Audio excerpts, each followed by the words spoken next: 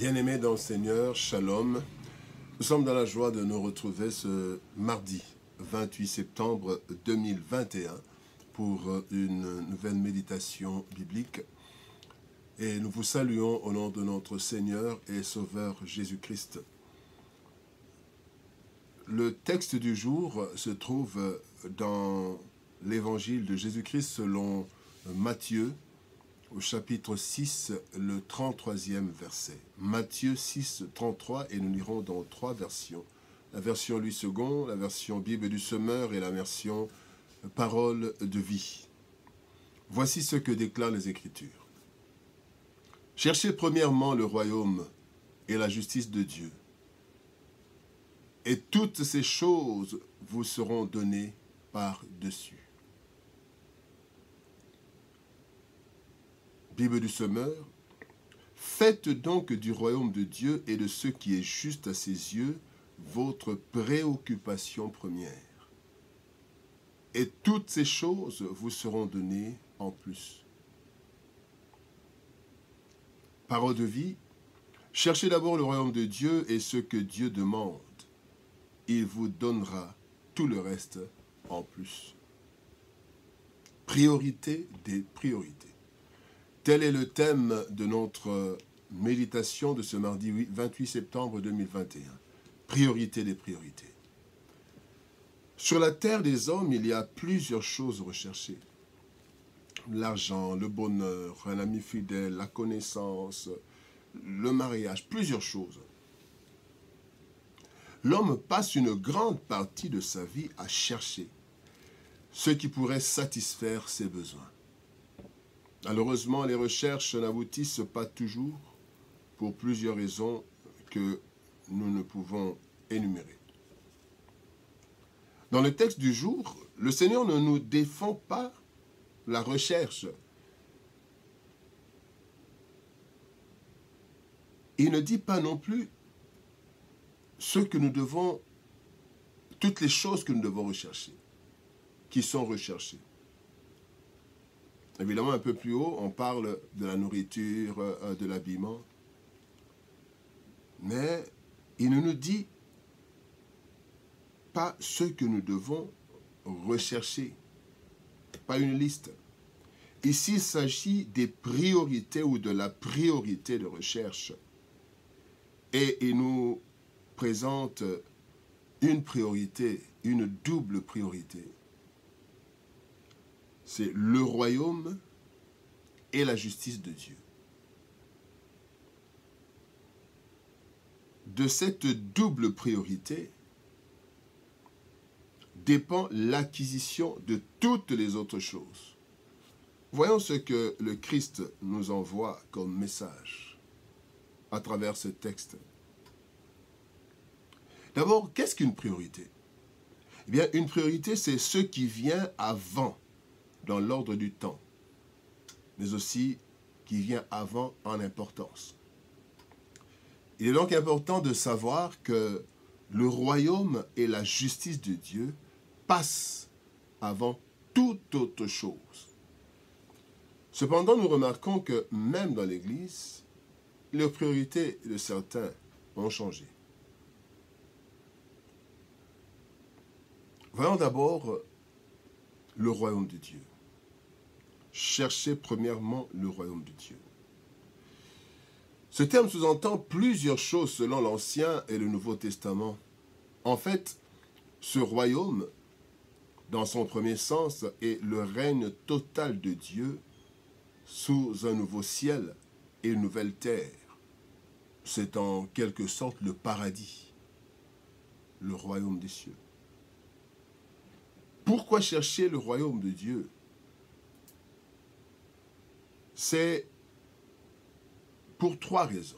D'abord, cherchons le royaume de Dieu parce que c'est le terminus du chrétien. Nous passerons l'éternité dans le royaume. Jean chapitre 14, versets 2 et 3, il est dit, « Il y a plusieurs demeures dans la maison de mon Père. Si cela n'était pas, je vous l'aurais dit, je vais vous préparer une place.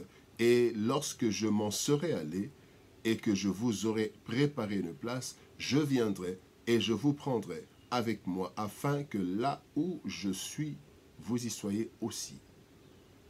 La deuxième raison, c'est que le royaume de Dieu, c'est la seule réalité qui est éternelle.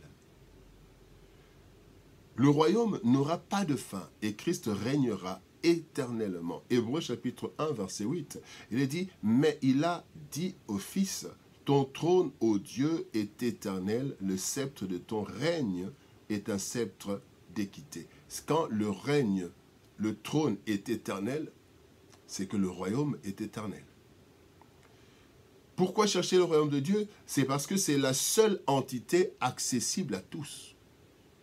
Plusieurs nations et royaumes ne sont pas accessibles à n'importe qui.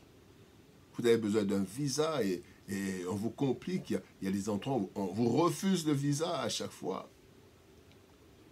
Mais pour le royaume de Dieu, il n'en est pas ainsi. Quiconque croit y entre. Jean 3, 16. Dieu a tant aimé le monde qu'il a donné son Fils unique afin que quiconque croit en lui ne périsse point, mais qu'il ait la vie éternelle. Quiconque. Mais alors, comment chercher le royaume de Dieu? Deux choses. D'abord, en priorisant tout acte qui entretient notre communion avec le Seigneur. Matthieu 25, 34 à 40, mais nous allons lire 34, 36 et 40, c'est d'outils.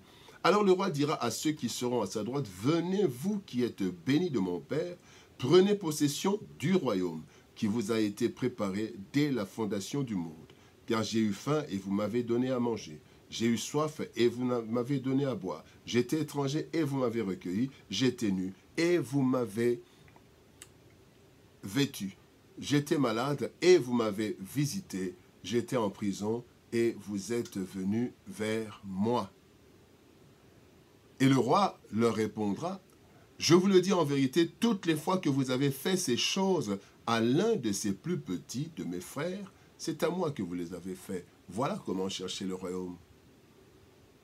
Et deuxième façon de chercher le royaume, c'est en annonçant l'évangile, car l'établissement du royaume en dépend. Matthieu chapitre 24, verset 14 dit, « Cette bonne nouvelle du royaume sera prêchée dans le monde entier pour servir de témoignage à toutes les nations. Alors viendra la fin de cette terre, la fin de ce monde pour entrer maintenant pleinement dans le royaume de Dieu. » La deuxième chose que nous voulons voir, c'est la justice de Dieu. Ce qui est juste, dit dans un autre texte, ou ce que Dieu demande. Après le royaume, la justice de Dieu est la priorité jumelle de tout chrétien. La justice de Dieu, en fait, c'est la vie du royaume vécue sur la terre. Voici ce que la Bible dit à ce propos. Luc 17, 21. Les pharisiens demandèrent à Jésus quand viendrait le royaume de Dieu. Et il leur répondit, le royaume de Dieu ne vient pas de manière à frapper les regards. On ne dira point, il est ici ou il est là, car voici le royaume de Dieu est au milieu de vous.